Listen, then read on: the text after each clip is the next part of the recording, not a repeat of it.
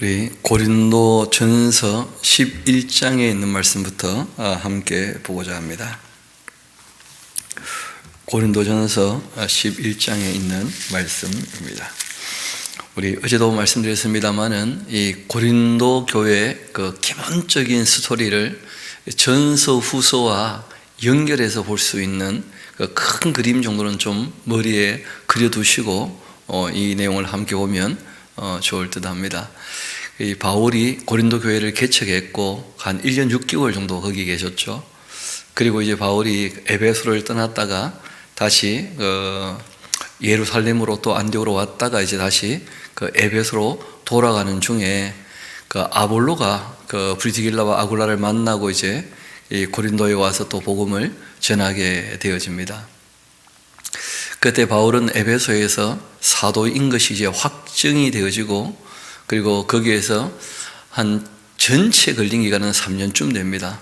그리고 3개월 가르치고, 그리고 매일 모여 2년 동안 이제 교육을 하게 될 때에 갈라디아 지역도 문제가 생겼고, 고린도 지역에도 이제 문제가 생기는데, 갈라디아 지역은 다른 복음이 들어와서 이제 시끄럽게 되었고, 이 고린도 지역은 아볼로가 이제 울면서 쫓겨나다시피 해서 에베소로 찾아오게 되었고,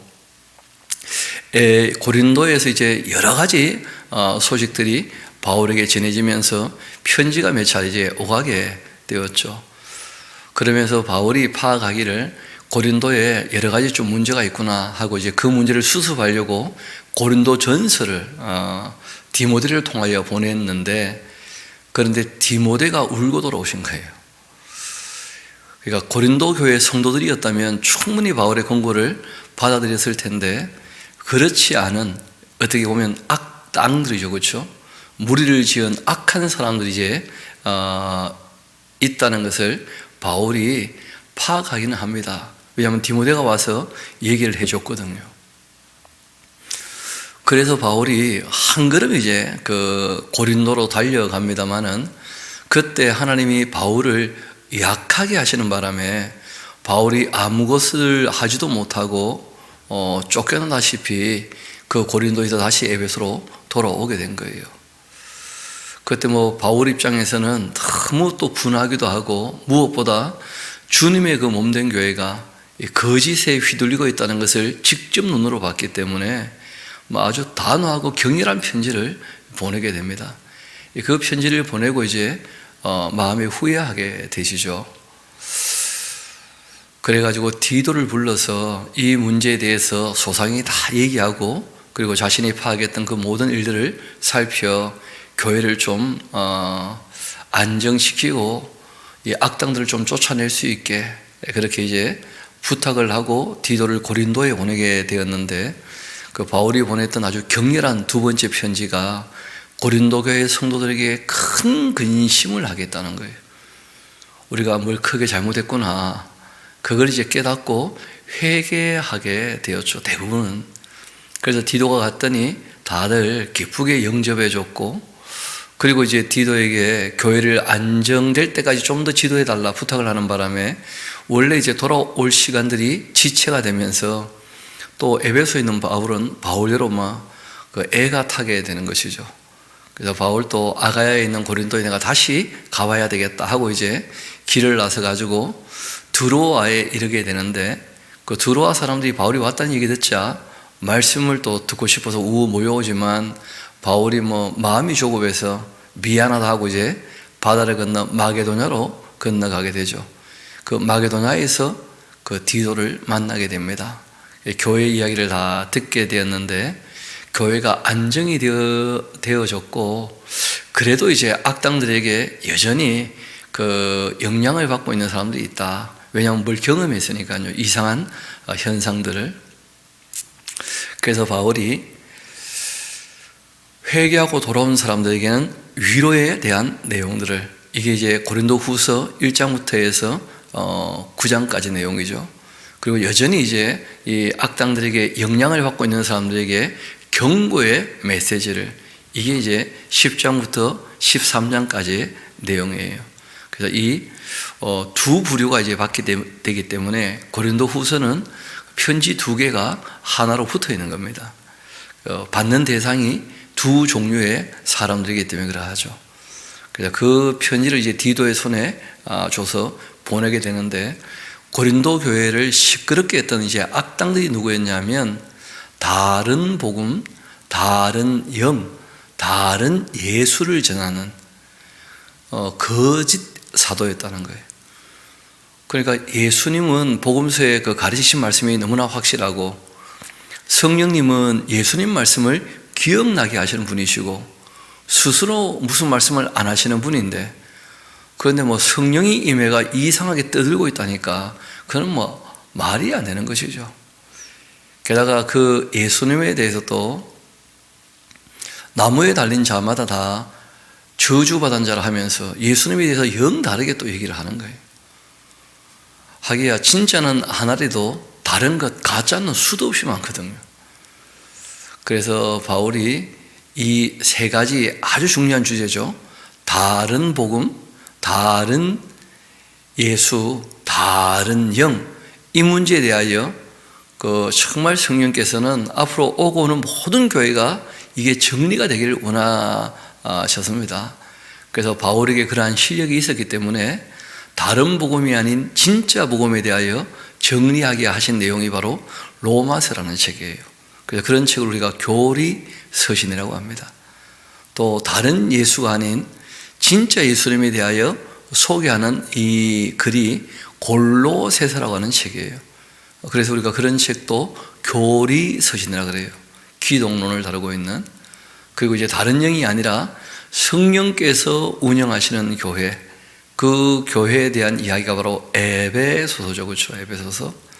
그래서 에베소서는 교회론, 이렇게 우리가 얘기를 합니다. 그래서 그 바울의 13권의 이 편지 중에 로마서, 골로새서, 에베소서 이 세 권의 책을 교리서신이라고 합니다. 그래서 그런 책들에 대한 내용을 우리가 또 파악을 하려면 지금 우리가 읽고 있는 고린도 전서와 후서, 이 풀스토리와 함께 그 내용들을 좀 인식해 둬야 그게 또 배경이 되겠죠. 우리 지난 시간에 이어 고린도 전서 11장 함께 보시겠습니다. 2절이죠. 너희가 모든 일에 나를 기억하고 또 내가 너희에게 전하여 준 대로 그 전통을 너희가 지킴으로 너희를 칭찬하노라. 그러나 나는 너희가 알기를 원한다. 몇 번이나 얘기하시는 것인데, 모르기를 원치 않고 다 알기를 원하는, 이게 바로 바울의 입장이죠. 각 남자의 머리는 그리스도요, 여자의 그 머리는 남자고 그리스도의 그 머리는 하나님이시라. 물은 남자로서 무엇을 머리에 쓰고 이 기도나 예언을 하는 자라면 그 머리를 욕되게 하는 것이다. 또 물은 여자로서 머리에 쓴 것을 벗고 기도나 예언하는 자, 그 머리를 욕되게 하는 것이니 이 머리를 미는 것과 다름이 없기 때문이다.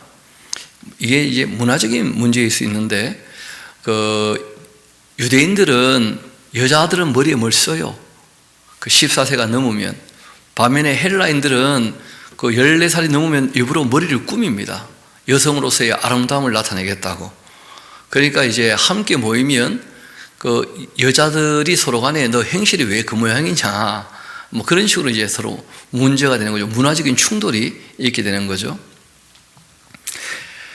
만일 여자가 머리를 가리지 않거든 깎을 거고, 만일 깎거나 미는 것이 이 여자에게 부끄러움이 되거든 가려라. 남자는 또 하나님의 형상과 영광인데 그 머리를 마땅히 가리지 않거니와 여자는 남자의 영광이니라.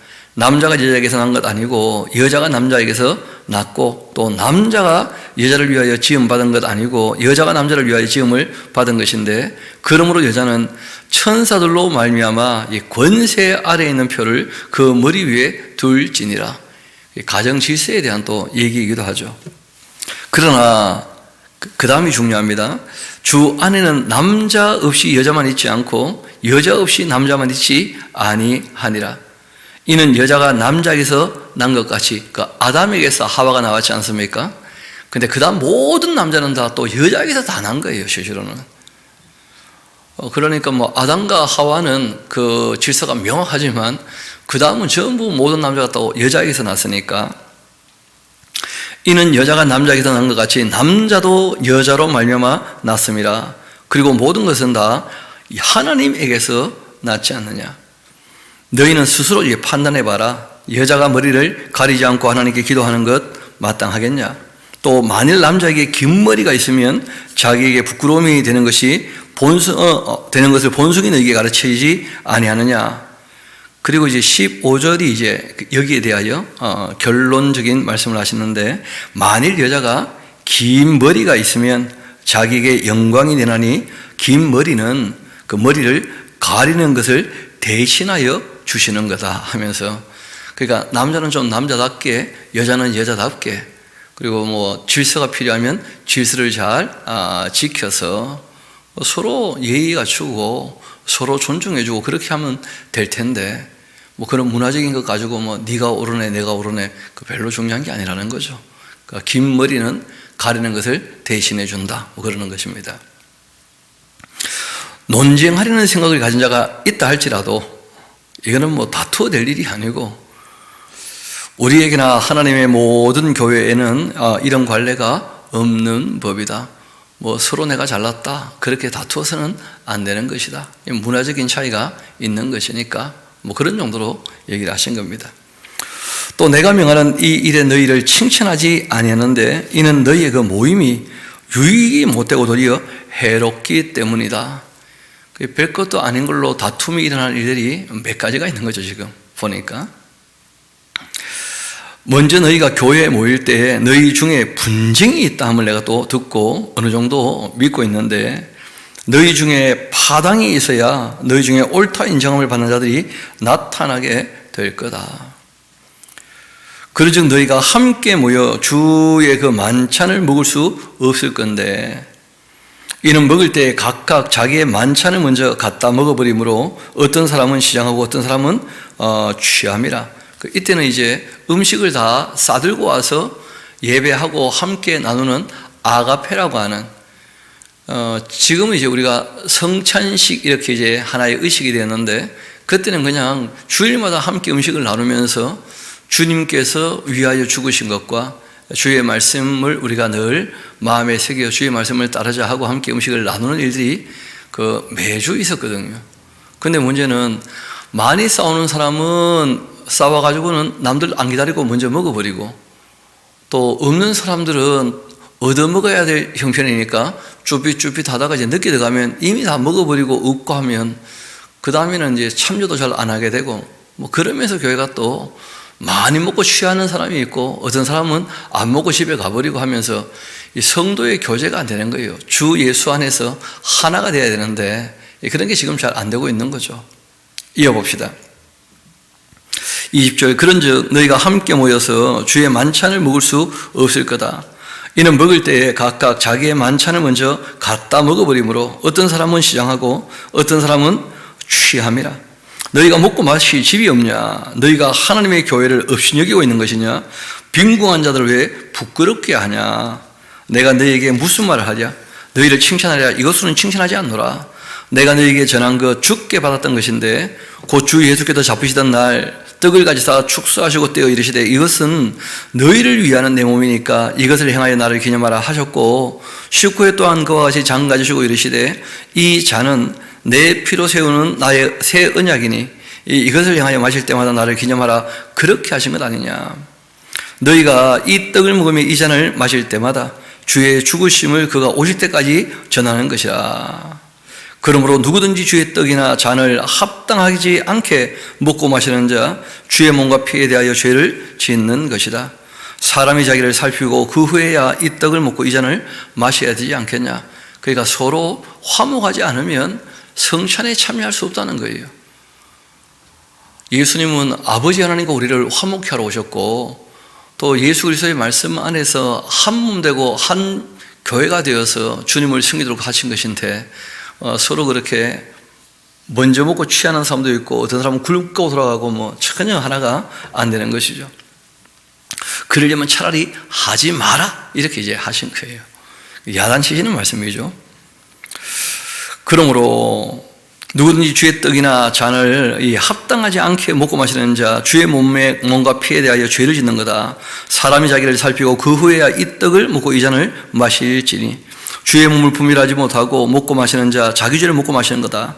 그러므로 너희 중에 약한 자 병든 자 많고 잠자는 자 적지 아니하니 우리가 우리를 살폈다면 판단받지 아니하리니와 우리가 판단을 받는 것 주께 징계를 받는 것이니까 이는 우리로 그 세상과 함께 정죄를 받지 않게 하려고 하신 것이다. 그런즉 형제들아 먹으러 모일 때 서로 기다려라. 만일 누구든지 시장하거든 집에서 먹을지니 이는 너희의 모임이 판단받는 모임이 되지 않게 하려 함이라. 그 밖의 일들은 내가 언제든지 갈 때 바로 잡을 것이다. 그리고 이제 12장, 13장, 14장은 하나의 주제를 다루고 있습니다. 그게 뭐냐면 은사에 대한 문제예요. 특별히 이제 은사에 대한 이야기 중에 방언 문제는 이게 참 쉬운 표현은 아닙니다. 언어는 말을 할 때 그냥 언어하면 언어라는 말을 쓸 수 있지만 각 나라마다 또 다 다른 언어를 쓰고 있죠. 그러니까 언어라는 것이 하나다, 두 개다, 뭐 이렇게 또 많다, 이렇게 딱 단정적으로 얘기하기가 쉽지 않은 거예요. 그래서 여기서 이제 글로사이스, 글로세라고 하는 말들을 이 방언이라 번역을 했는데 그 여러 언어들 할 때는 복수를 쓰겠죠, 그렇죠? 그 다음에 고린도 교회에서 사용되는 특정한 언어가 있어요. 실제로는 그들이 언어라고 주장하는 그 언어가 있어요. 그 방언이라고 주장하는. 원래 방언이란 말이 지방 언어의 그 줄임말일 뿐입니다. 그런데 이게 방언하니까 이게 이상하게 이게 인식이 되고 만 것인데 그 언어예요, 언어. 근데 문제는 언어의 가장 기본이 서로 소통이 돼야 되는 것이거든요. 근데 고린도 교회 안에서는 소통이 전혀 되지 않는데 그런데 그들은 하나님하고 소통하는 것이니까 사람들은 알아들을 필요가 없는 것처럼 그런 식으로 이제 얘기하는 사람들이 고린도 교회에 지금 있는 거예요. 그래서 바울이 거기에 대해서 참 이상히 여기면서 정말 하나님이 그 특별한 언어를 그 은혜의 선물로 주셨다고 한다면 그러면 그 내용이 전달돼야 될 텐데 그 언어 자체는 선물일 수 없잖아요. 그 언어가 소통이 되어서 내용이 전달이 돼야 될 텐데 근데 아무리 봐도 미심쩍고 심상치 않은 거라. 그래서 이제 12장은 은사에 대해서 바울이 그 여러 종류에 대한 은사를 쭉 한번 나열해 봐요. 그리고 이제 13장은 우리가 뭐 사랑장 이런 표현을 하는데 그렇게 보면 굉장히 잘못 본 겁니다. 사랑에 대한 이야기이긴 한데 은사를 검증하는 방법이에요. 그러니까 그 은사가 나타났다고 한다면 그것을 사랑으로 행하고 있는가 이걸 보라는 거예요. 그 진리를 따르고 사랑하는 것 이게 신령한 것인데 그 은사를 받았다고 하면서 전혀 신령하지 않다면 그는 뭐 앞뒤 말이 또 안 맞는 것이니까요. 그리고 이제 14장에는 고린도 교회의 그 방언은 사랑으로 하는 게 아닌 것처럼 보인다는 거예요. 그래서 실제로 이제 사랑으로 한다면 상대방에게 알아듣게 하고 다 하나님을 함께 섬기게 하는 것일 테니까 정말 그 고린도 교회의 방언이 그 은사에 속하는지 다시 한번 세세히 따져보면서 결론을 이렇게 내리는 것이죠. 품위와 질서 있게 하고 알아듣지 못하는 말은 없도록. 방언 자체를 금할 필요 전혀 없죠. 뭐 언어는 다양할 수 있으니까 통역하면 아무 문제 없잖아요. 내용이 전달되니까. 그러니까 내용 전달이 안 되는 것은 언어일 수 없는 것인데 그런 것들이 교회 안에 있지 않도록 그는 실제로는 다 무리한 짓이니까요. 남이 알아듣지 못하는 말을 한다면 그는 뭐 신령한 것이 아니고 또 원래 은사는 그 교회의 유익, 공동체 이익을 위해 주신 것이니까 그래서 뭐 개인을 위한 자기 유익을 구하는 그런 것은 사랑일 수도 없는 것이니까 그래서 우리가 12장, 13장, 14장 이걸 이어봐야지 이걸 다 떼놓고 보면 또 정리가 안 돼요. 그래서 우리 한 목에 한번 읽어보려고 합니다. 제가 읽어드리겠습니다.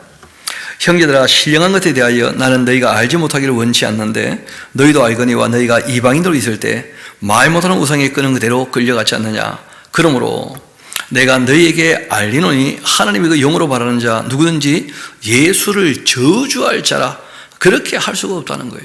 그런데 고린도 교회에 지금 그런 사람들이 있다는 거 아니에요. 유대인들이 그렇게 얘기하거든요. 예수는 나무에 달렸기 때문에 저주받은 자다.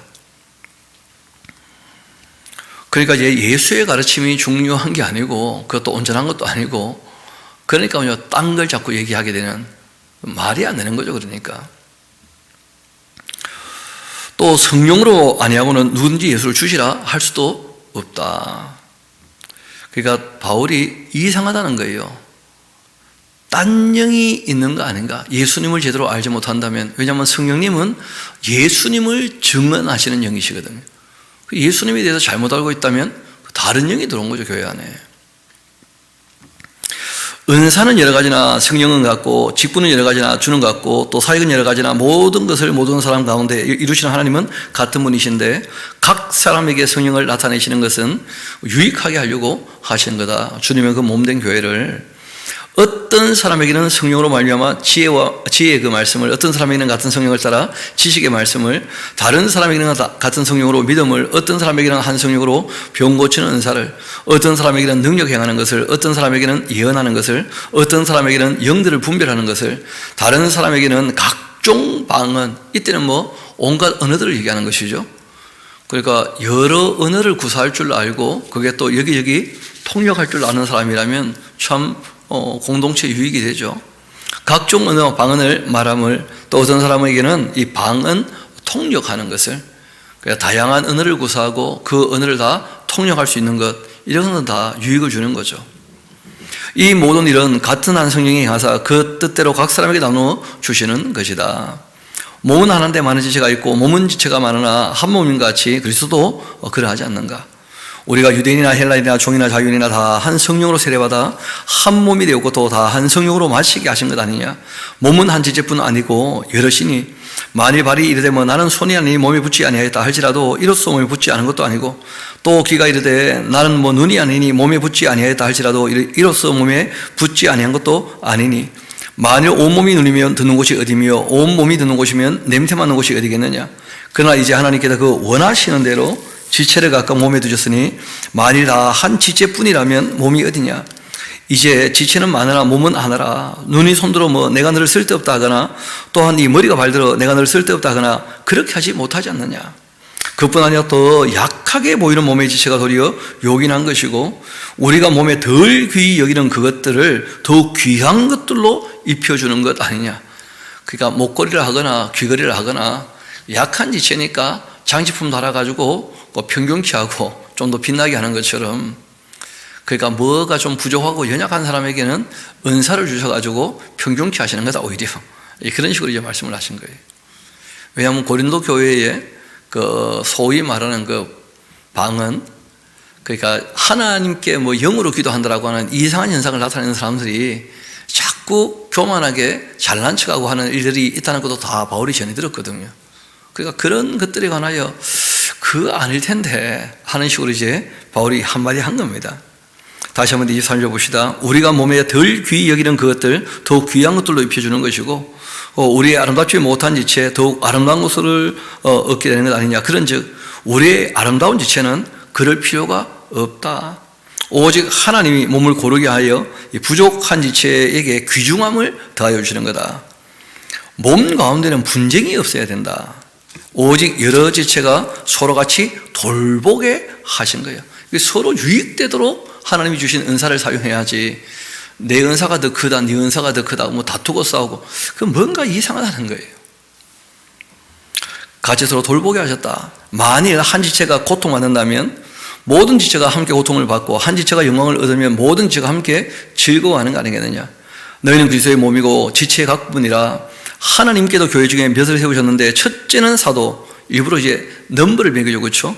둘째는 선지자, 셋째는 교사, 그 다음은 능력 행하는 자, 그 다음은 병 고치는 은사, 서로 돕는 것, 다스리는 것, 그 다음에 각종 그 방언, 여러 언어들을 구사하는 것.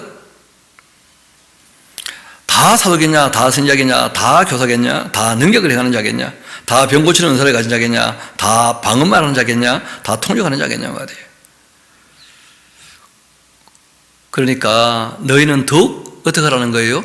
큰 은사를 사모해야 한다. 큰 은사는 앞에 첫째는 사도요, 둘째는 선지자요, 셋째는 교사요. 이게 더 큰 은사죠, 어떻게 보면. 그래서 가르치는 것이 중요하고, 그 사도가 말을 했는데 그 다양한 인종이 있으니까 그 말을 못 알아듣는 사람들에게 이 말을 듣고 또 번역하고 통역해 줄 수 있는 사람이 있다면 얼마든지 고맙죠.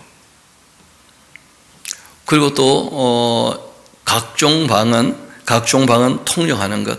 그러나 이런 것보다도 서로 알아들을 수 있게 그 사도, 선지자, 교사, 이런 일들에 관하여 좀 더 사모하는 것이 좋겠다 하고 바울이 이렇게 이제 이야기를 이어갑니다. 31절을 그 사모하라에서 원래 끝내는 것이 좋을 뻔해서요.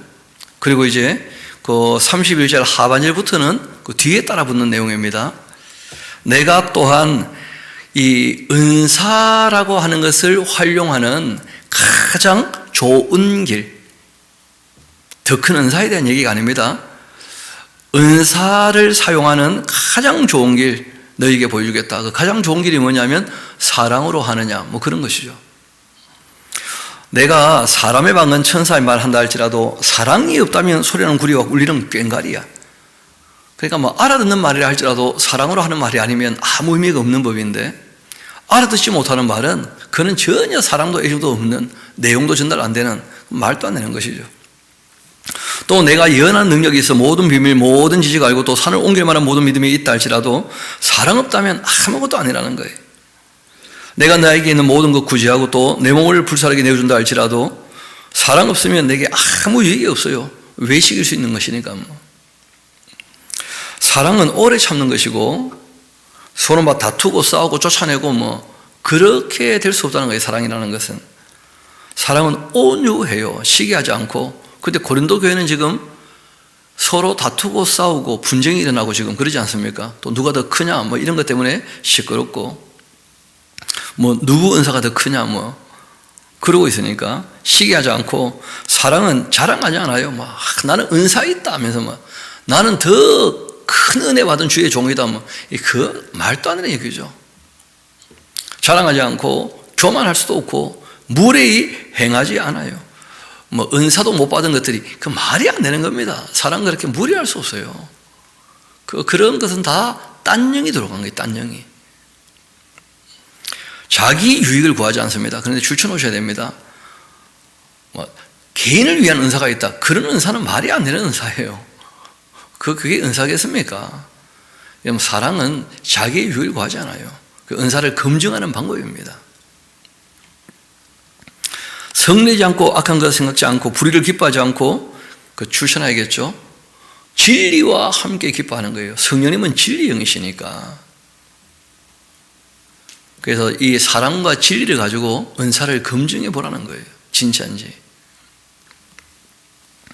모든 것을 참고 모든 것 믿고 모든 것 바라고 모든 것을 견디는 법인데, 사랑은 언제까지나 떨어지지 않게 된다. 예언 다 패하게 될 거다. 그리고 방언도 당연히 이거는 언어니까요. 통역이 필요하지만 그러나 뭐 내용이 전달되면 방언은 그 스스로 그치게 되는 것이죠. 또 지식도 패하는 법입니다. 우리가 부분적으로 알고 부분적으로 예언하지만 온전한 것이 오면 부분적으로 하던 것 다 패하게 되는 것처럼, 온전히 알면 그러면 이제 모든 게 다 이루어지는 것이니까. 내가 어렸을 때는 말하는 것도 어린아이와 같고 깨닫는 것도 어린아이와 같고 생각하는 것도 어린아이와 같은데 부분적으로 그렇게 알고 얘기하겠지만은 장성한 사람들 어린아이의 일을 버렸다는 거예요, 바울이. 우리가 지금은 그걸로 보는 것 같이 희미하지만 그때는 얼굴을 대하여 보게 될 거고, 지금은 내가 부분적으로 아는데 고린도 교회의 문제를 바울이 다 알지는 못하죠. 전해 들은 게 많으니까요. 직접 본 것이 아니었기 때문에. 그때가 되면 주께서 나를 아신같이 내가 온전히 알게 될 거다. 그러니까 내가 온전히 알지는 못하는 입장이지만 권고할 내용이 좀 있다는 거예요. 그런즉 믿음, 소망, 사랑 이 세 가지 항상 있는데 그 중에 제일은 사랑이니까 이 사랑으로서 검증을 해보고 은사에 대해서 그게 진리의 영역에 속해 있는지를 확인하고, 그리고 특별히 이제 고린도 교회의 그 방언 현상이라고 하는 이 이상한 이 신비 현상에 대해서 바울이 좀 진단을 하면서 공부하시는 내용이 14장입니다. 사랑을 추구해야 될 텐데 신령한 것들을 사모해야 되는데 특별히 예언을 하려고 하라. 그러니까 신령한 것은 이 사랑이라는 것과 그 예언이라는 게 딴 게 아니고 진리를 맡아서 전하는 거예요. 또 진리를 먼저 알고 있다가 그 진리를 전하는 것이죠. 사랑과 진리가 신령한 것들입니다. 방언을 지금 말하는 자, 그 특별히 고린도 교회 방언을 얘기하는 건데요. 사람에게 하지 않고 뭐 하나님께 한다고 하는데 문제는 이는 알아듣는 자도 없고 그들 주장은요, 영으로 비밀을 말한다고 지금 얘기하고 있다는 거예요. 그러나 예언하는 자 사람에게 말하고 덕 세우고 권면하고 위로하고 다 알아듣게 하지 않느냐. 진리가 전달될 때는 방언 말하는 자 자기를 자꾸 내세운다는 거예요. 이 덕이란 말은 원어에도 없는 것인데 게다가 좀 전에 우리가 봤잖아요. 사랑은 자기의 유익을 구합니까? 구하지 않습니까? 그 자기의 유익을 구하지 않아요. 근데 이 소위 방언한다는 그 사람들 자꾸 자기를 내세운다는 거예요. 그게 뭐가 이상한 거죠. 반면 예언하는 자 교회에 덕 세운다. 알아듣게 하니까 나는 너희가 다 방언하기를 원하지만은 그 여러 가지 언어 구사하는 것이 얼마든지 좋죠. 특별히 예언하기를 원하고 있다. 만일 방언을 말하는 자 통역해서 교회의 덕을 세우지 아니한다면 그 결론은 알아듣게 하라는 거예요. 예언하는 자만 못하니라. 외국어를 해버리면 못 알아듣잖아요. 언어가 다양할 수 있는데 알아듣는 언어를 구사를 하고 또 알아듣지 못하지만 소통하기를 원하면 중간에 통역을 세워야 될 것이고, 그런데 뭐 영적인 언어다, 어차피 못 알아듣는다, 그런 거 있을 수 없다는 거예요. 게다가 또 하나님께 영적인 언어로 기도한다, 말이 되겠냐는 거예요. 신령한 것은 사랑과 진리인데 하나님의 존재 자체가 사랑이시고 하나님 존재가 참되신 분이시거든요. 선하고 이롭고 아름다우신 분이고. 근데 그 신령한 영역을 넘어섰다면 문제가 되는 거죠. 우리를 사랑해서 주신 이 말씀이야말로 가장 신령한 세계고 가장 신령한 말씀이거든요. 이 말씀을 따라 사는 것이 영적인 삶이에요. 이어봅시다. 6절, 그런즉 형제들아 내가 너희에게 나아가 방언으로 말하고 계시나 지식이나 예언이나 가르치는 것으로 말하지 않았다면 너희에게 뭐가 유익하겠냐? 외국어 잘한다는 게 무슨 의미가 있냐? 내용이 중요하지, 내용이. 혹 이 필이나 금은과 같이 생명 없는 것 소리 낼 때 그 음의 분별을 나타내지 아니한다면 필이 부는 것인지 금은과 타는 것인지 어찌 알게 되겠냐? 만일 나팔이 분명하지 못한 소리를 낸다면 누가 전투 준비하겠냐? 알아듣게 하라는 거예요. 분명하게. 이와 같이 너희도 혀로서 알아듣기 쉬운 말을 하지 아니한다면 그 말하는 것 어찌 알겠냐? 이는 다 허공에다 말하는 거다. 이같이 세상에 소리의 그 종류가 많지만 뜻없는 소리는 없다. 그러므로 내가 그 소리의 뜻을 알지 못한다면 내가 말하는 자에게는 외국인이 되고 말하는 자도 나에게 외국인이 되고 만다. 그러므로 너희도 영적인 것 사모하는 자니까 교회 덕 세우기 위하여 그것이 풍성하기를 구해라. 그러므로 방언을 말하는 자 반드시 통역하기를 기도해야 할 거다. 내가 만일 방언으로 기도했다면 방언은 기도로서 기능하는 게 원래 아니었다는 거예요. 경험도 그러하고 예루살렘이나 고넬료 가정이나 또 바울이 경험했던 에베소나 사람들에게 복음이 전해질 때 그때는 표적이었다는 거예요. 신비하게도 통역도 없는데 소통이 되는 거예요. 근데 소통이 안 된다면 반드시 중간에 뭘 세워야 됩니까? 통역을 세워야죠. 내가 만일 나비라면 나비인 겁니까? 나비가 아닌 겁니까? 나비가 아닌 것이죠. 그게 바울이 얘기하는 거예요. 한번 생각해 보라는 거예요. 내가 만일 방언으로 기도한다면 나의 영은 기도하는데 나의 마음은 열매를 맺지 못하고, 그러면 어떻게 하면 되겠냐? 내가 영으로 기도하고 또 마음으로 기도하고, 내가 영으로 찬송하고 또 마음으로 찬송하고, 그게 말이 되겠냐는 거예요. 하나님께 방언으로 기도하고 내가 또 하나님께 뭐 통역한다고 또 뭐라고 하고, 그 앞뒤 말이 안 맞다는 거예요. 그렇지 아니하다면 너가 영으로 축복할 때에 알지 못하는 처지에 있는 자가 너가 무슨 말을 하는지 알지 못하고 내 감사에 어찌 아멘 하겠냐. 너가 감사를 잘했으나 그러나 다른 사람은 덕수용을 받지 못해. 그게 무슨 신령한 거냐는 거예요. 뭐 영으로 비밀을 아랜다. 그게 어떻게 신령한 거냐. 아무도 알아듣지 못하고 기도했다고 하는데 아무도 함께 아멘 하지도 못하면 그게 말이 되겠냐는 거예요. 내가 너희 모든 사람보다 방언, 그 언어들, 외국 어들을 더 말함으로 하나님께 감사하지 하는데, 그러나 교회에서는 너가 남을 가르치기 위하여 그 깨달은 그 마음으로 5마디 말하는 것이 1만 마디 그 방언, 알아듣지 못하는 말로 말하는 것보다 나을 거라는 거예요. 당연히 알아듣게 말을 해야지. 5마디를 한다 할지라도 딱 깨닫는 마음 가지고 누구나 알아듣고 바르게 해야 되겠다 할 수 있도록. 형제들아, 지혜는 아이가 되지 말고 악에는 어린아이가 되어라. 지혜는 장성한 사람이 되어야 한다.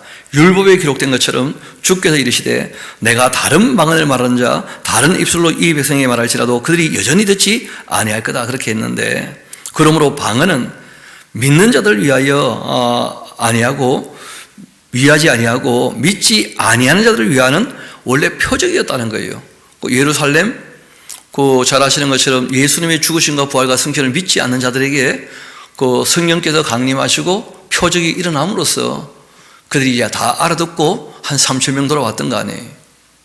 그때 15개 넘는 나라 사람들이 함께 모여 있었다는 거 아닙니까? 그게 원래 발견하는 표적이었다는 거예요. 또 고넬료 과정에서는 이방인들도 유대인과 똑같이 받아주신다 이런 거 전혀 안 믿고 있잖아요. 그런데 이방인도 유대인과 차별 없이 받아주신다 하는 것을 확증해 주셨던 믿지 않는 자들을 위한 표적이었다는 거예요. 또 에베소에는 바울이 사도인 것 사람들이 안 믿고 있잖아요. 그것 때문에 지금 고린도 교회도 시끄러운 거거든요.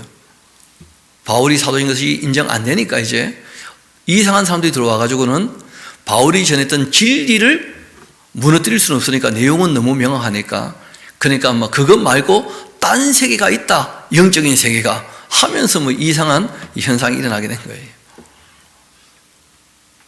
그래서 바울도 사도인 것을 확정하는 표적이 있었으니까 다 알아들었다는 거 아닙니까?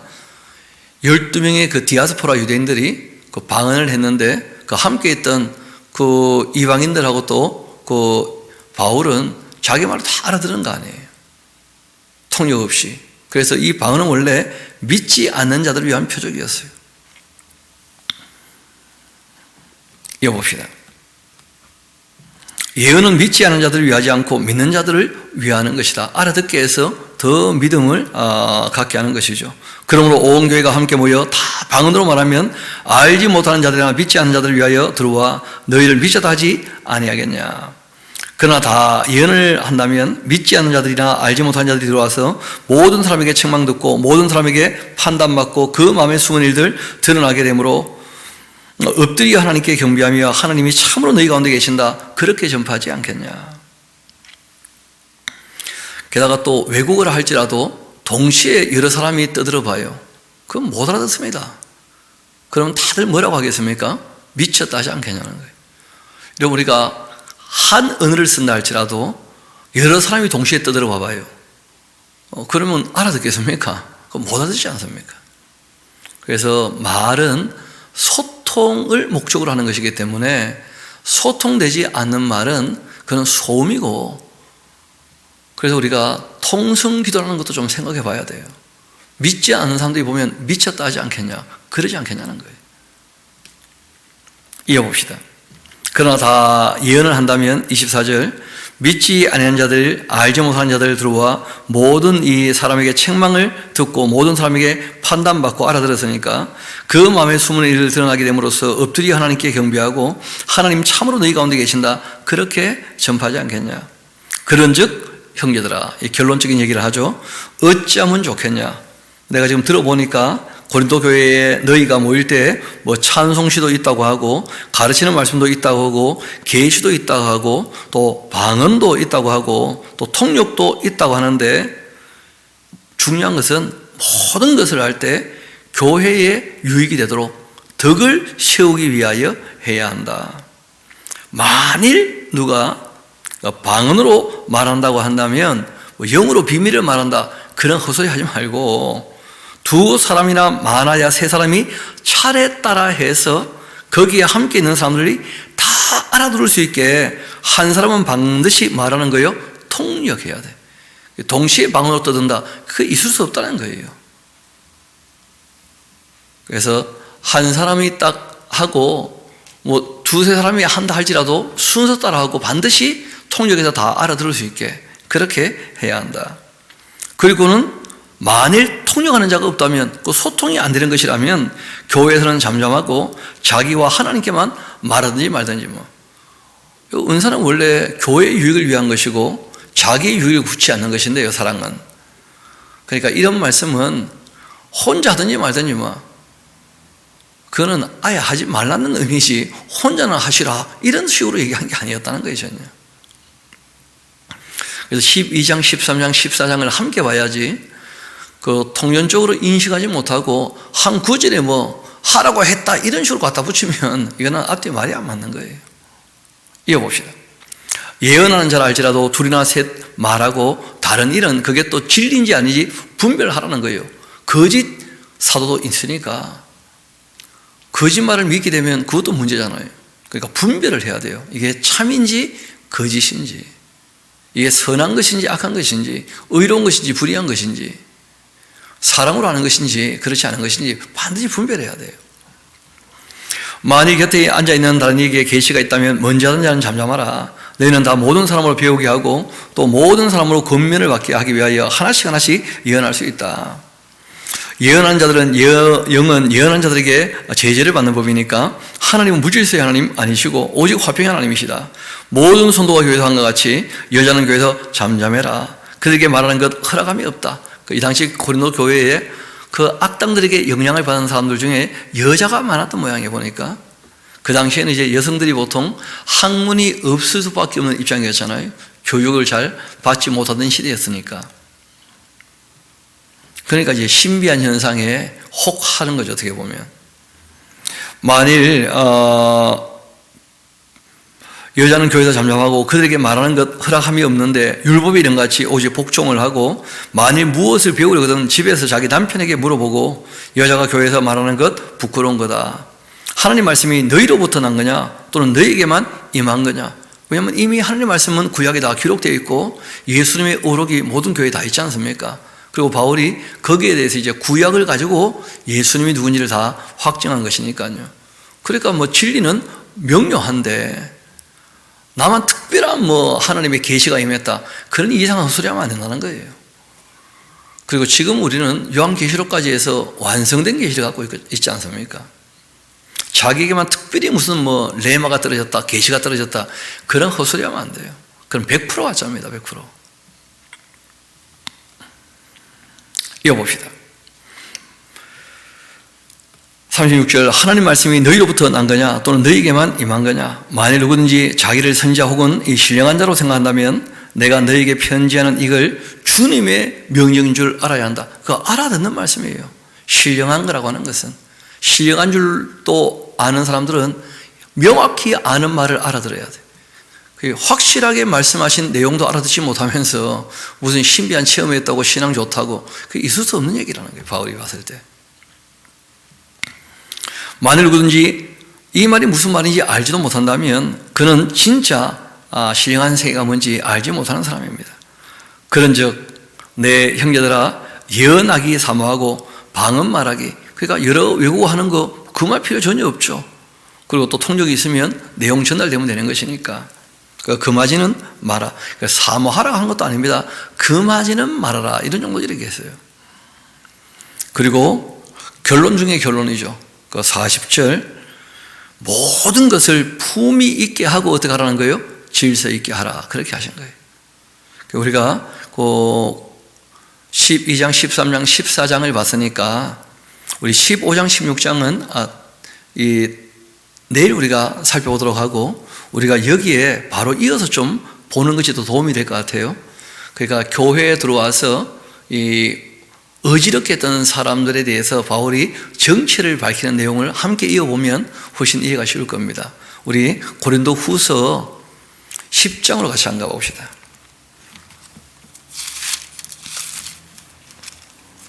말씀드렸던 것처럼 그 악당들에게 이제 휘둘리는 사람들 때문에 바울이 특별히 그 악당의 정체를 밝히면서 한마디 이제 따끔하게 충고한 내용이 있거든요. 그 권면을 하면 반응이 두 가지입니다. 하나는 뭐냐면 권면을 받아들이고 회개하는 사람들이 있어요. 그런 사람들에게는 위로의 말씀을 하시죠. 근데 권면을 했는데 여전히 정신을 못 차려요. 그런 사람들에게는 경고의 메시지가 전달됩니다. 심판의 메시지가. 그 바로 10장부터 13장까지가 바울이 고린도전서 그리고 또 이 고린도전서와 후서 그 사이에 또 경이란 편지 이런 걸 가지고 충분히 공부했는데, 그리고 이제 디도가 또 지도까지 했는데도 그 권면을 잘 안 받아들이는 사람들이 있으니까 그런 사람들에게 따끔하게 이제 한마디 경고하시는 말씀의 내용이 그 10장부터의 내용이에요. 한번 봅시다. 너희를 대면하면 주선하고 떠나 있으면 너희에게 대하여 담대한 나 바로는 이제 그리스도의 그 온유와 관용으로서 친히 너희를 권한다. 또한 우리를 육신에 따라 행하는 자로 여기는 자들에게 대하여 내가 담대히 대하는 것 같이 너희와 함께 될 때에 나로 하여금 이 담대한 태도로 대하지 않게 하기를 내가 구하고 있다. 우리가 육신으로 행하지만 육신을 따라 행하는 것 아니다. 그 다음에 이런 얘기 하십니다. 우리의 싸우는 무기는 육신에 속한 것 아니다. 오직 어떤 견고한 진노 무너뜨리는 하나님의 능력인데, 그 하나님의 그 말씀, 하나님의 그 사랑은요, 경험으로 말미암아 쌓아놓은 모든 이론을 무너뜨리는 거라는 거예요. 사람들이 뭘 경험하면 그걸 또 합리화시키려고 온갖 이론을 만들거든요. 기록된 말씀 말고 다른 신앙의 이론이 있겠냐는 거예요. 모든 이론을 무너뜨리는 것이다. 하나님 아는 것, 계시를 통하여 아는 것 아닙니까? 이 말씀이 바로 하나님의 계시인데, 이 하나님 아는 것을 대적하여 높아진 것, 말씀보다 더 신령한 새가 있다고 주장하는 그런 엉터리들이 많다는 거예요. 그 높아진 것 다 무너뜨릴 거고 모든 생각 사로잡아 그리스도에게 복종케 하려고 한다. 그리스도 예수님 별명이 로고스거든요. 말씀. 그 말씀하신 내용에 예수님이 누군지가 명확히 다 확인되어 있지 않습니까? 그 진리, 그 말씀에 복종을 해야지. 뭘 복종하고 따르겠다는 거예요, 대체. 기록된 말씀이 명확한데. 너희의 그 복종이 온전하게 될 때 모든 복종하지 않은 것들을 벌하려고 준비하는 중에 있다. 너희는 지금 외모만 보는 모양인데, 만일 사람이 자기가 그리스도께 속한 줄 믿을진데 자기가 그리스도께 속한 것 같이 우리도 그러한 줄 자기 속으로 다시 생각해 봐야 된다. 왜냐하면 바울이 그 외모에 있어서는 굉장히 좀 몸도 왜소하고 초라했었거든요. 주께서 주신 권세는 너희를 무너뜨리려고 하는 것 아니고 세우려고 하신 것이니까 내가 이에 대하여 지나치게 자랑해도 부끄럽지 아니할 거다. 이는 내가 그 편지들로 고린도전서도 보냈고 고린도전서 후서 사이에 또 편지가 있었다 그랬죠. 너희를 놀라게 하라는 것 같이 생각하지 않게 함이라. 책망의 내용들이 있었으니까요. 그들의 그 말이, 그러니까 그들은 바로 고린도 교회 안에 있었던 악당들, 그 거짓 사도를 얘기하는 것인데, 그들의 그 말이 뭐 바울의 편지들은 무게가 있고 또 힘도 있는데 그가 몸으로 대할 때는 약하고 그 말도 시원치 않다. 자기들이 쫓아냈거든요. 그렇게 한다고 한다. 이런 사람 우리가 떠나 있을 때 편지들로 말하는 것, 또 함께 있을 때 행하는 일 같은 것임을 알아야 되지 않겠냐. 우리는 자신을 칭찬하는 어떤 사람들과 더불어 감히 짝하여 비교할 수 없다. 그러니까 이 악당들은 늘 자기들을 칭찬하고 자기들은 굉장히 신령하고 뛰어난 사람인 것처럼 그 권위를 가지고 지금 이 교회를 시끄럽게 했거든요. 바울이 그들을 조롱하듯이 얘기하는 거예요. 우리는 자기를 칭찬하는 그 어떤 자들과 더불어 감히 짝하여 비교할 수 없다. 그러나 그들이 자기로서 자기들을 지금 헤아리고 자기로서 자기들을 또 비교하고 있으니까 지혜 없는 사람이야. 명확한 진리가 있는데. 그러나 우리는 분수 이상의 자랑을 하지 않고 오직 하나님이 우리에게 나눠주신 그 범위의 한계를 따라 하노니 곧 너희에게까지 이런 그 진리 아니겠느냐. 우리가 너희에게 미치지 못할 자로서 스스로 지나쳐 나간 것 아니고 그리스도의 그 복음으로 너희에게 이른 것이다. 예수 그리스도의 그 복음으로. 우리는 남의 수고를 가지고 분수 이상의 자랑을 하는 것이 아니다. 오직 너희 믿음이 자랄수록 우리의 그 규범을 따라 너희 가운데 더욱 풍성하게 주기를 우리가 바라고 있다. 바울이 보여주고 전했던 규범이 있었다는 거예요. 이는 남의 규범으로 이루어 놓은 것으로 자랑하지 않게 하고 너희 지역을 넘어 복음을 전하기 위함이다. 자랑하는 자들은 주 안에서 자랑해야 돼. 그러니까 하나님 계명을 따라 사는 것이 우리 신앙의 자랑이지, 옳다 인정을 받은 자, 자기를 칭찬한 자가 아니고 오직 주께서 칭찬하시는 자다. 착하고 충성된 사람이 되어야지. 원하는데 너희는 나의 좀 어리석은 것 용납해라. 청컨대 나를 용납해라. 내가 하나님의 열심 가지고 너희를 위하여 열심을 내고 있는데 내가 너희를 정결한 처녀로 한 남편인 그리스도께 드리려고 중매하고 있는 거다. 그러나 나는 뱀이 그 관계로 하와를 미용한 것 같이 너희 마음이 그리스도를 향하는 그 진실함과 깨끗함에서 떠나 부패할까 참 두렵다. 지금 그런 것이 들어왔다는 거 아닙니까? 만일 누가 가서 말이야, 만일 하면 안 됩니다. 왜냐하면 내가 왜 이렇게 얘기하느냐 하면 지금 어떤 사람들, 누가 가서 우리가 전파하지 아니했던 다른 예수를 전하고, 혹은 너희가 그 받지 아니해야 되는 다른 영을 받게 하고, 혹은 너희가 받지 않아야 되는 다른 복음을 받게 했었는데 너희가 그들을 잘 용납했기 때문에 지금 이 바울이 부패할까 봐 두렵다는 거예요. 너희들이 그들이 지금 따라가고 있으니까. 나는 지극히 크다는 그 사도들보다 부족한 것이 조금 더 없는 줄 생각한다. 왜냐하면 바울이 전한 것이 다 진짜였었거든요. 나는 지극히 크다는 사도들보다 부족한 것이 조금 더 없는 줄로 생각한다. 내가 비록 말에는 부족하지만 지식에는 그렇지 않다. 이것을 우리가 모든 사람 가운데 모든 일로 너에게 나타내었다. 내가 너희를 높이려고 나를 낮추어 하나님의 복음을 가없이 너에게 전함으로 죄를 지은 거냐? 내가 너희를 섬기기 위하여 다른 여러 교회에 비용을 받은 것, 그래 탈취한 거다. 바울이 고린도 교회에서는 사례를 안 받았거든요.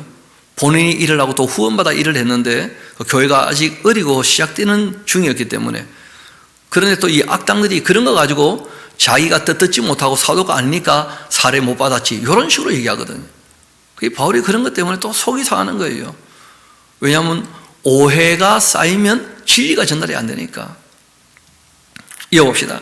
또 내가 너희와 함께 있을 때에 비용이 부족하였을 때 아무에게도 누를 끼치지 아니하였음은 마게도냐에서 온 형제들이 나의 부족한 것을 보충했기 때문이다. 내가 모든 일에 너희에게 폐를 끼치지 않기 위하여 스스로 조심하고 또 조심할 거야, 앞으로도. 그리스도의 그 진리가 내 속에 있지 않느냐.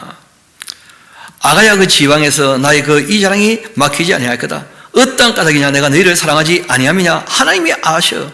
나는 진리와 사랑으로 얘기했다고. 나는 내가 해온 그대로 앞으로도 할 거야.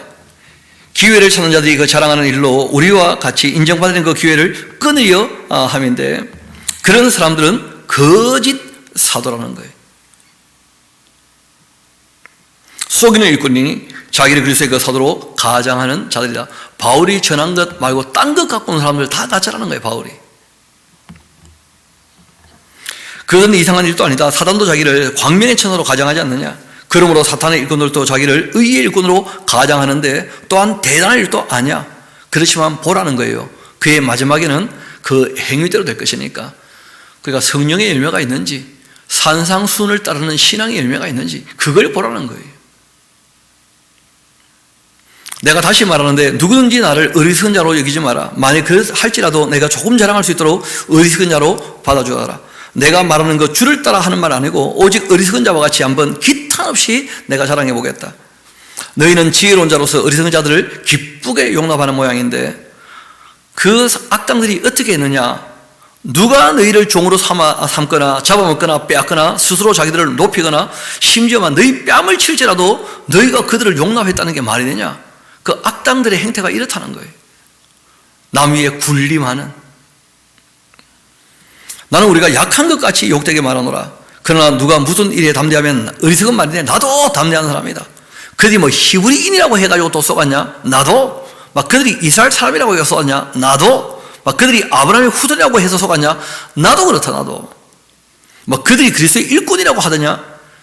정신없는 말을 하는데 나는 더욱 끓하다. 내가 수고를 넘치도록 했는데 옥에 갇히기도 했고 더 많이 했고 매도 수없이 맞았고 여러 번 죽을 뻔했고 유대인들에게 40의 한한감한 매를 5번이나 맞았고 3번 태장 맞고 1번 돌로 맞고 3번 파산하고 일주일을 깊은 바다에 지냈고 여러 번 여행하면서 강의 위험, 강도의 위험, 동족의 위험, 이방인의 위험, 시인의 위험, 광야의 위험, 바다의 위험, 거지 형제 중에 위험을 당하고 또 수고하고 애쓰고 여러 번 자지도 못하고 줄이고 목마르고 여러 번 굶고 춥고 헐벗었어. 나는 예수님을 사랑해서 그 맡긴 일을 감당할 때 이런 고난을 받아가지고 갈라디아서에서 나오죠. 스티그마, 내가 내 몸에 예수 그리스도를 사랑하는 흔적이 남아있다는 거예요. 얼마나 많은 상처가 있었는지. 그런데 그들이 그런 게 있더냐는 거예요. 오히려 너희들에게 군림하면서 말이야, 신령한 세계를 보여준다고 대접이나 받고 앉았고, 그게 말이 되겠냐는 거예요. 누가 약하면 내가 약하다 안 서냐.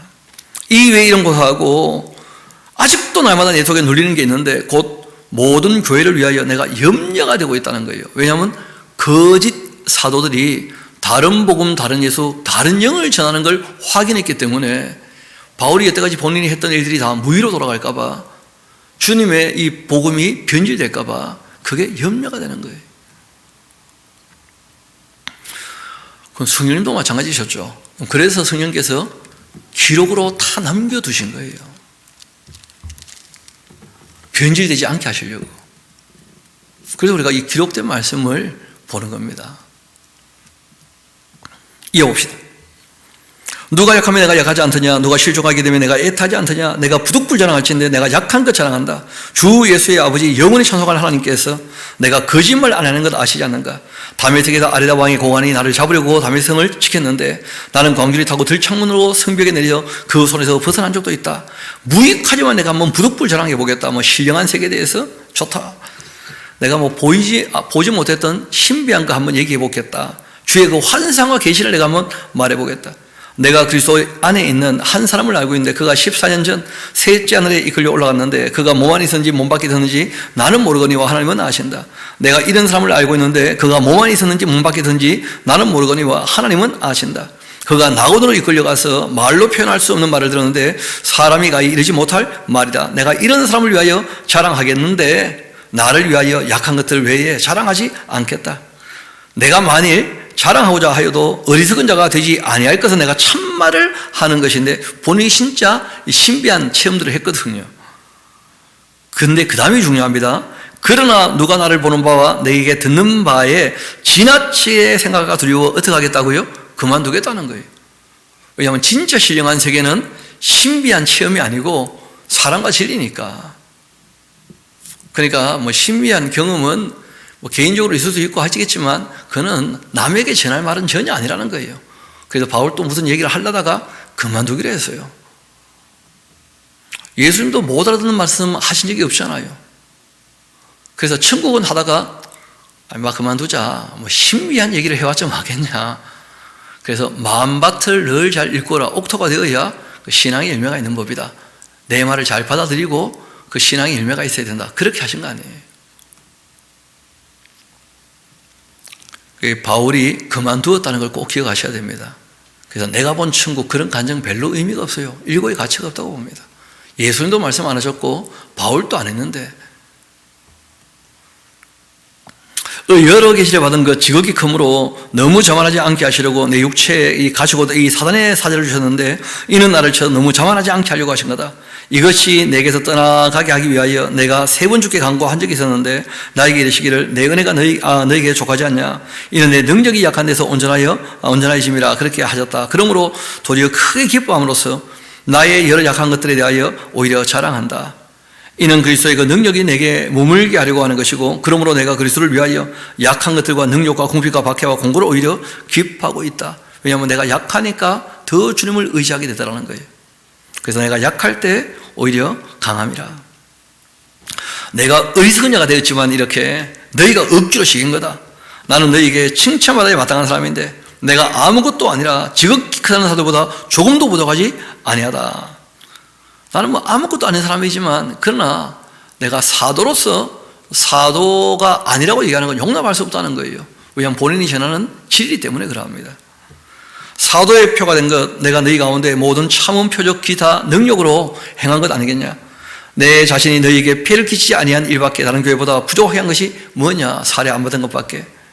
너희는 나의 이 공평하지 못한 건 용서해라. 보라 내가 이제 3번째 너희 가기를 내가 준비하고 있는데 그러나 너희에게 피해를 끼치지 아니할 거다. 내가 구하는 것 너희의 재물이 아니고 오직 너희 스스로다. 어린아이가 부모를 위하여 재물을 저축하는 것 아니고 부모가 어린아이를 위하여 하는 것 아니겠느냐. 내가 너희 영혼을 위하여 크게 기뻐함으로써 재물을 사용하고 또 내 자신까지도 내어줄 것이다. 너희를 더욱 사랑할수록 나는 사랑을 덜 받겠냐. 또 하여간 또 어떤 이들의 그 말이 내가 너희에게 짐을 주지는 않았는데 교활한 자가 되어서 너희를 속임수로 취했다 그렇게 하니까 내가 너희에게 보낸 자 중에 누구로 너희의 그 이득을 취하더냐. 왜냐하면 고린도 전서를 보냈을 때 예루살렘 교회를 위해서 연보 좀 하자고 얘기했거든요. 있을 때는 살해 안 받더니 떠나고 난 다음에 돈 내놓으라고 한다면서 또 그런 식으로 바울을 폄하하는 거예요. 내가 디도를 권하고 함께한 형제를 보내는데 디도가 너희의 이득을 취하더냐. 우리가 동일한 성경으로 행하지 않더냐. 동일한 보조로 하지 않더냐. 너희가 이때까지 우리가 자기 변명을 한 줄로 생각하는 모양인데 우리는 그리스도 안에서 하나님 앞에서 말하는 것이다. 사랑하는 자들아, 이 모든 것 바울이 얘기하죠. 너희의 덕을 위하여 내가 얘기하는 거야. 내가 왜 이 소고를 하겠냐. 너희에게 유익을 끼치려고. 내가 할 때 너희를 내가 원하는 것 같이 보지 못하고 또 내가 너희에게 원하지 않는 것 같이 볼까 참 두렵다. 또 다툼, 시기, 분냄, 당짓는 것, 비방, 수근거림, 거만함, 혼란이 있을까 참 두렵다. 왜냐하면 바울이 두 번째 갔을 때 그랬거든요. 게다가 내가 다시 갈 때 나의 하나님이 나를 너희에게 낮추실까도 두렵다는 거예요. 하나님이 두 번째 갔을 때는 일부러 일을 해결하지 못하게 낮추신 거예요, 바울을. 그래서 바울이 고린도 후서를 기록하게 되는 것이거든요. 그러니까 지금 우리에게는 그게 참 유익한 일이었지만 바울 개인으로 봤을 때는 참 고생했습니다. 이 고린도 후서가 나올 때까지. 그런데 성령께서는 바울이 그 모든 지식을 갖고 있으니까 그런 것이 글로 기록이 되어야 그것이 남아있게 되고 오고 오는 모든 세대에게 교훈이 되고 가르침이 되거든요. 그래 바울은 고생한 거예요, 진짜. 우리에게 유익을 끼치려고 주님의 몸된 교회의 유익을 위해서. 그래서 이 글들이 기록으로 남게 된 겁니다. 바울은 그 덕분에 낮추실까 내가 두렵다 하면서 또 내가 전에 죄를 지었던 여러 사람이 그 행한 바 너희 더러움과 또 혼란함과 또 이 호색함을 회개하지 아니함 때문에 슬퍼할까 두렵다. 교회가 참 많이 변질되어 있었던 거죠. 내가 이제 세 번째 너희에게 갈 텐데 두세 증인의 입으로 말마다 확증할 거고 내가 이미 말하였거니와 지금 떠나 있으나 두 번째 대면했을 때와 같이 전에 죄 지은 자 그 남은 모든 사람에게 미리 말해두는데 내가 다시 가면 이제는 용서할 수 없다. 왜냐하면 디도를 통해서 다 전해들은 얘기가 있으니까요. 또 디도가 많은 것들을 정리해 두었으니까. 이는 그리스도께서 내 안에서 말씀하시는 증거 너희가 구하는 것이니까. 그는 너희에게 대하여 약하지도 않고 도리어 너희 안에 강하신 분이시다. 그리스도께서 약하심으로 십자가에 못 박히셨으나 하나님의 능력으로 살아계시니까 우리도 그 안에서 약하지만은 너희에 대하여 하나님의 능력으로 그와 함께 살 것이다. 너희는 믿음 안에서 있는가 너희 자신을 시험해보고 너희 자신을 확증해야 한다. 예수 그리스도께서 너희 안에 계실 줄 너희가 스스로 알지 못하냐. 그 하신 말씀이 명확하고 그 말씀을 받아들이면 예수님이 너희 안에 거하시는 것인데 그렇지 않다면 너희는 버림받은 자야. 우리가 버림받은 자들이 아니할 것 너희가 알기를 내가 바라고. 그러니까 다른 예수를 받아들이면 안 돼요. 여러분 예수님 하신 말씀이 곧 육신이 되어 우리 가운데 가신 거예요. 그 말씀을 받아들여야지. 딴 예수 받아들이면 안 돼요. 우리가 버림받은 자들이 아니한 것 너희가 알기를 내가 바라고 우리가 하나님께서 너희로 악을 조금 더 행하지 않게 하시기를 구하고 있다. 이는 우리가 옳은 자임을 나타내고자 함이 아니고 오직 우리는 버림받는다 할지라도 너희는 선을 행하게 하려고 하는 것이다. 하나님 참되고 선하고 이롭고 아름다우신 분이신데 당연히 선을 행해야죠. 그 진리를 배웠다면 예수 그리스도를 모시고 있다면 당연히 그 선하신 말씀을 따라 살아야죠. 너희는 선을 행하게 하고자 합니다. 우리는 진리를 거슬러 아무것도 할 수가 없고 오직 진리를 위할 뿐이니까 오직 기록된 진리를 벗어나면 안 됩니다. 우리가 약할 때 너희가 강한 것 기뻐하고 또 이것을 위하여 구하는데 곧 너희가 온전하게 되는 거다. 그러므로 내가 떠나 있을 때 이렇게 쓰는 것 대면할 때 주께서 너희를 넘어뜨리려 하지 않고 세우려 하여 내게 준 그 권한을 따라 음하지 않게 하려고 하는 거다. 마지막 말하는데 형제들아 기뻐하라. 온전하게 되며 위로를 받고 마음을 같이하고 평안하라. 또 사랑과 평강이가 하나님께서 너희와 함께 계실 것이다. 거룩하게 입맞춤으로 서로 문안하라. 모든 성도가 너희에게 문안하느니라. 주 예수 그리스도의 그 은혜와 하나님의 그 사랑과 성령의 그 교통하심이 너희 무리와 함께 있을지어다. 아멘. 그렇게 하신 거예요. 그래서 진리가 우리에게 온전히 계시되어 있으니까 성경을 통해서 다른 걸 추구하면 안 됩니다. 신앙생활 할 때. 기도합시다.